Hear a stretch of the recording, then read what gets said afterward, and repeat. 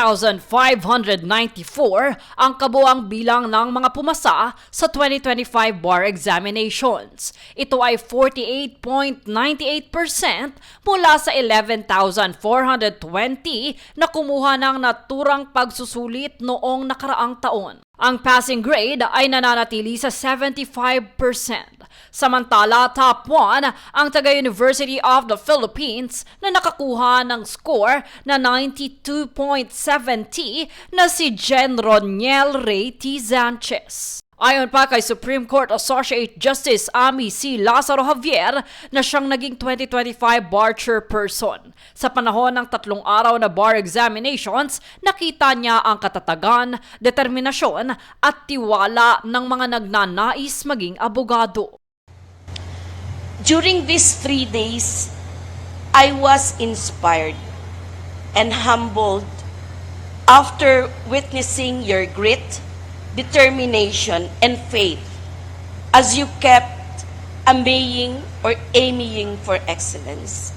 Despite the challenges, despite the setbacks, despite the fear, the doubt, the anxiety, you showed up. You gave it your all. You cast the dice that determines your fate today.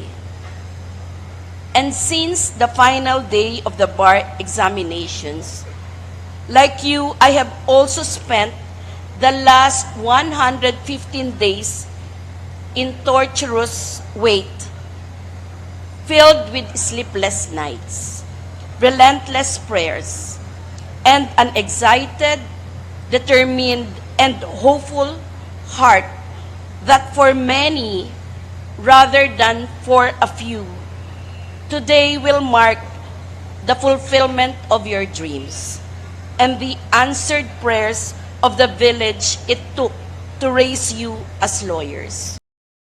Bilang pagkilala at pagpupugay na rin para sa top 20, narito ang pangalan ng successful examinees para sa 2025. Samantala, ang oath-taking at roll signing ay gaganapin sa February 6 sa Philippine Arena. At sa paglabas naman ng resulta, samot-sari ang naging reaksyon mula sa ating mga netizens, kung saan madalas ay lubos na naging masaya para sa pagpasa ng kanilang mga kaanak. Jade Buhoy, nag-uulat para sa Golden Nation Network. Pinangunahan ni Pangulong Ferdinand Marcos Jr. ang inaugurasyon ng Camalaniugan Bridge sa Alcala, Cagayan ngayong January 8. Tanda ito ng pagkumpleto ng proyekto na personal na ininspeksyon ng Pangulo noong October 14 nung nakaraang taon.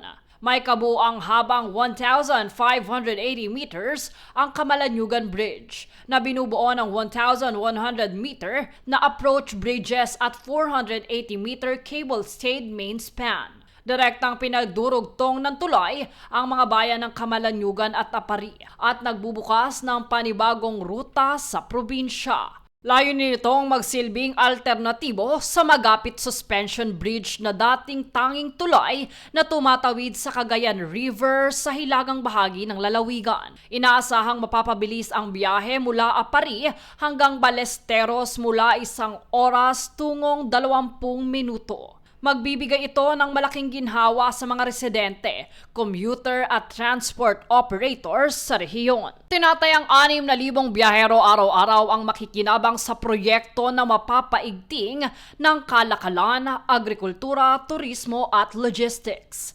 Pinatutunayan ng proyekto ang pagtutok ng administrasyon sa modernong, matatag at people-centered na infrastrukturang magpapasigla sa ekonomiya ng Hilagang Luzon. Jade Buhoy, nag-uulat para sa Golden Nation Network. Tuloy-tuloy ang pagdagsa ng mga deboto sa Quiapo ngayon Traslasyon 2026. Mula madaling araw, siksikan na ang mga debotong dumalo para magpahayag ng pananampalataya at humiling ang biyaya sa mahal na Poong Nazareno.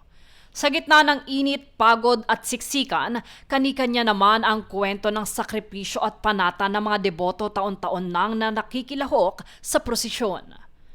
Kasama sa kanila ang 71 taong gulang na babae mula Malabon na 50 taon nang namamanata sa Poong Nazareno. Hindi naman ako takot kung kunin ako. Wala umabot ako 91, sabi, wala, secret lang, nananalangin ako po. Bigyan pa niya ako, makatulong sa mga apo kong wala. Yung mga 5:30 po nandito na kami kanina. Ilang taon na po ba kayong namamanata sa Ay, ano na po, mga 7 years. 7 years na po? Yearly nandito po kami. Sobrang saya po. Successful po talaga yung pagod, puyat namin. Walang tulog. Simula 8 ng gabi hanggang ngayon wala pa rin kami tulog. Okay po. Maaliwalas na ang pakiramdam, masarap sa pakiramdam na nakadalo sa pahalik ulit. Mas maganda po ngayon kaysa yung mga nakaraang taon. Bakit niyo po nasabing mas maganda? Kasi mas maganda, mas naiba yung process ngayon, mas mabilis. Kumpara Dati po, nakaraan. muntik na kami hindi umabot kahit madaling araw kami dumating. Dito kanila ring binahagi ang mga hiling kaakibat ng pamamanata. Blessing po, good health and family na kailangan maging malakas. Gabayan lagi sa pag-aalis sa araw-araw. Pero meron ako ngayon. Mabigat na. Hinihiling sa kanya. Matupad naman po sana. Ano po yung, kung maaari po, ano po ba yung mabigat na kahilingan niyo sa kanya? Makalabas sa kulungan. Na sana kahit na medyo mahirap, wala sana nagkakasakit.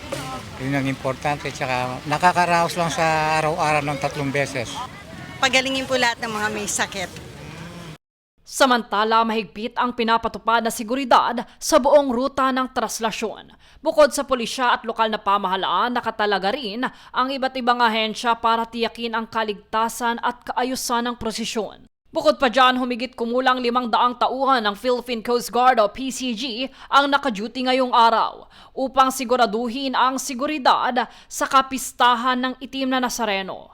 Ayon pa sa PCG, nakaantabay din ang kanilang mga specialized units at nagtalaga ng mga floating assets at mga sasakyang panlupa para sa maritime at land security operations ngayong araw at bukas para tugunan ang pangangailangan ng libo-libong debotong dadalo. Sa kabila nito, suspendido ang operasyon ng MMDA Pasig River Ferry Services sa Biyernes at magiging limitado ang biyahe dahil sa ipapatupad na no-sail zones sa Pasig River.